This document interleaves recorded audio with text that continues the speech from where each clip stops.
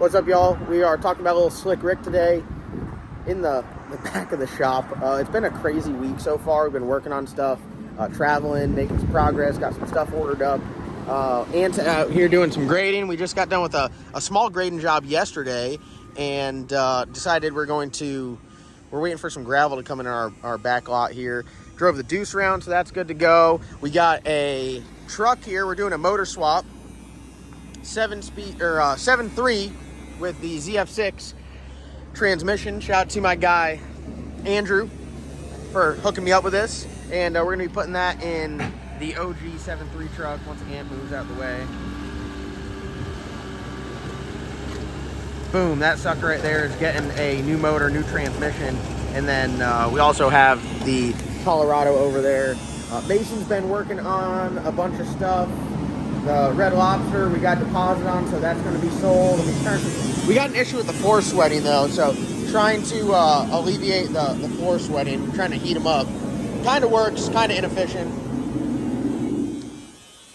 Most notable things that we have going on, probably also the title of this video, is Slick Rick is back and it is ready to party. So everyone is kind of like, what's going on with Slick Rick? Where's it been?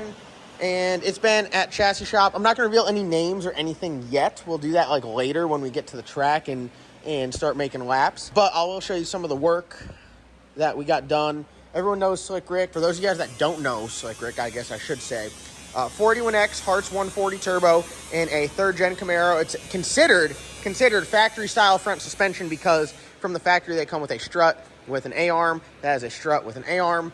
The car is steel roof, steel quarters, 25-1, 2-speed lockup. It's got the soft lock Mickey deal. Rock Solid Motorsports did the turbo kit. Looks absolutely amazing. Proline 481X, stage 3 or stage 4. I can't remember. It's got all the Turbo Smart wastegates, Rife sensors, HOLLEY boost control. This thing is it's a beast. This is our hot rod in the shop. We also have that's our hot rod as well, but that's hot rod in the making. This one is an official hot rod. This thing here is bad to the bone.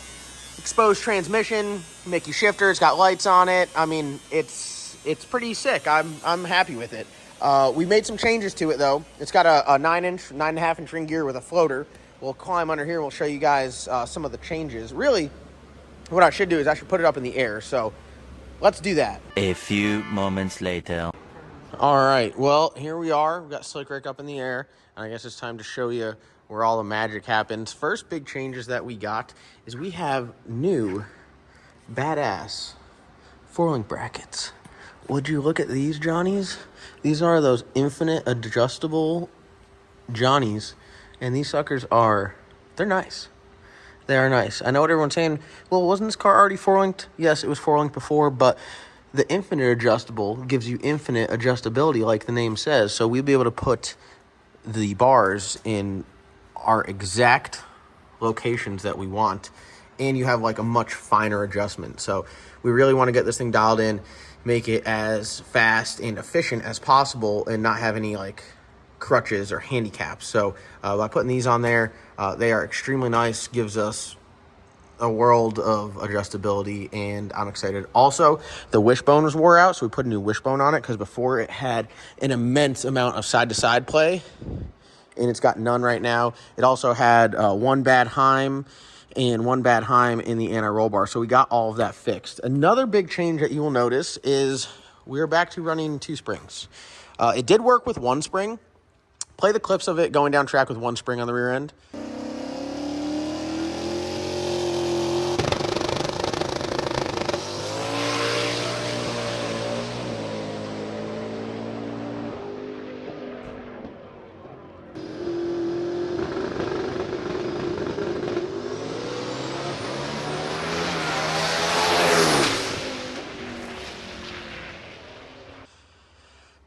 So you guys see it does go down track with 1 spring on it, but I don't think there's any benefit to running 1 spring opposed to 2. It made it so I couldn't scale the car, because if you put it on the scales, if the spring was on this side, it'd have a shit ton of weight here, no weight here, a shit ton of weight on the front left, and no weight on the front right. So other than getting a front to rear bias, you couldn't do anything on the corners. So putting the springs on there, we went with a shorter spring. We were running like what was it? It's sitting over there. What was it? Was it a 175-pound spring? I think with a tender coil. And it was a longer spring, so it had way more. It was almost in coil. Well, I wouldn't say almost in coil bind, but it was definitely tight. These are 50-pound springs. They're 2 inches shorter, and we're able to get the ride height that we desire. Also, we moved the shocks down on the rear end, so we took, I think, another like half-inch of travel out of it. So when we started, it had 9.5 inch, or had half-inch showing, 9-inch travel shock, at 8.5 inches of separation, which it worked. But I mean, look at a lot of the guys now; they're not separating an immense amount. So I think that it is something that can be useful, but it's not necessary. And I think it was causing us more problems than benefits. We were having issues losing the front end, so we took a little bit of separation out of it. But as you can see, it's still got hella separation. It's not like it's not separating. I mean, this thing is separation daddy for sure. So we got all that stuff done. Shock travel sensor on there. We got weight tabs added. We never had weight tabs. We don't actually, this is the first car we have with weight tabs. We've never had to put weight on any of the cars. So we got weight tabs on the rear end, and we got weight tabs back here for just really changing your percentages around. So we're going to mess with the car, do a lot of testing. We plan to do a lot of testing with the car. One thing that did happen is our drive shaft didn't fit. We're having this issue where the tire was like, you could even see right here, it started to rub the fender. So we had to recenter the rear end in the fender well. In our drive shaft, here it is. It's a 1480 yoke carbon fiber drive shaft. This is a very expensive unit here, and it doesn't fit. It's 1 inch too short. So we have to get another one, which is kind of a pain in the ass solely because we have to pay for it. But also, I have to take this yoke off and mail it to PST. So I got to mail this to PST and then put this in storage. I guess maybe this will fit in something else that we build. I don't know. This is kind of a goofy length for us, at least, compared to like the Mustang stuff or anything like that. So especially running a lockup transmission that pushes the transmission further back, running a shorter drive shaft. Ant, what do you think?